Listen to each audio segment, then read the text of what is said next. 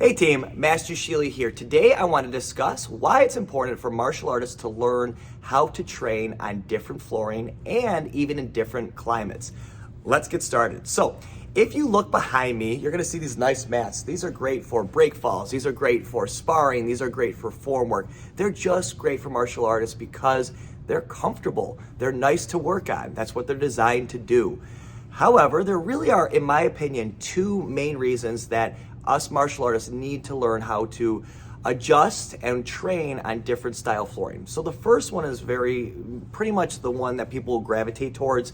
It's that, if you're ever attacked and you have to protect yourself or a loved one, you have to be able to protect yourself on any style flooring. You need to be able to, if you're on, salt in the middle of winter, you got to be able to protect yourself there. If you are, on a beach, walking down the beach and it's awareness is being able to protect yourself. The other one that we don't really think about though is how the body gets us aware.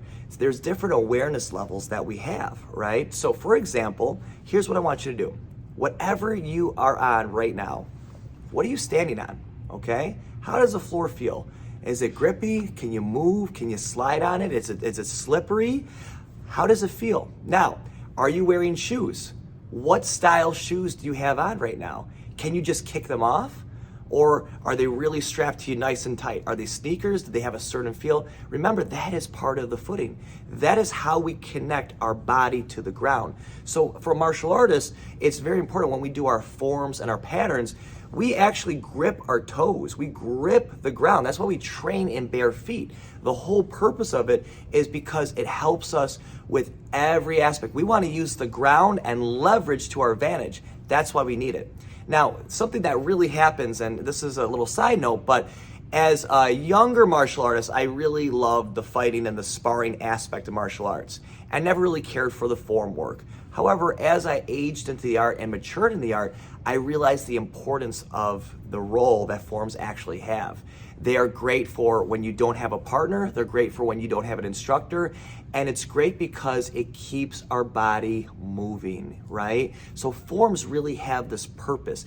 It helps us train when no one else is around, but it gives us something to constantly work on perfecting our technique. So forms are really an important part. This is a little side rant, but however, I really do believe in forms, and training the forms at that level on different flooring is definitely going to change the almost the experience that you have with it. So let's continue, all right? So first thing is when you are on different flooring, how your feet feel, how you're gripping. So when you're training, most likely if you're a martial artist, you're training on bare feet.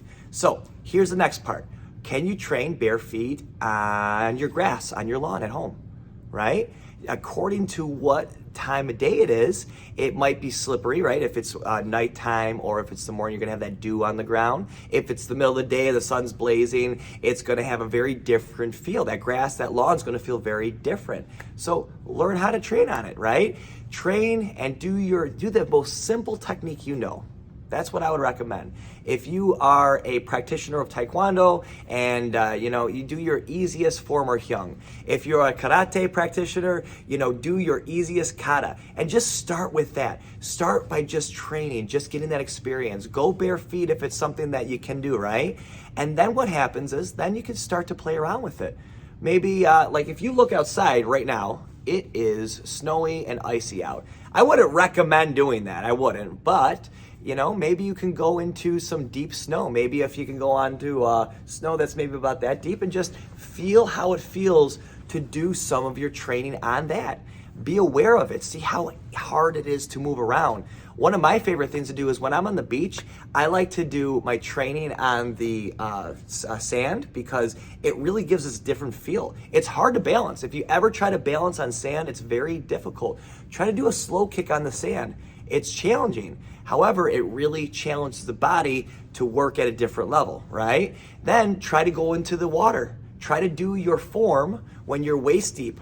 Then try to do your form when you're shoulder deep, right? It's going to be a very, very different feel because there's resistance behind it. So what happens is by training in these different areas, by training in these different climates, it really helps us understand our body better. And that's the whole purpose of why I'm talking about this in this video. I hope this was helpful, and I'll see you on our next one. Take care.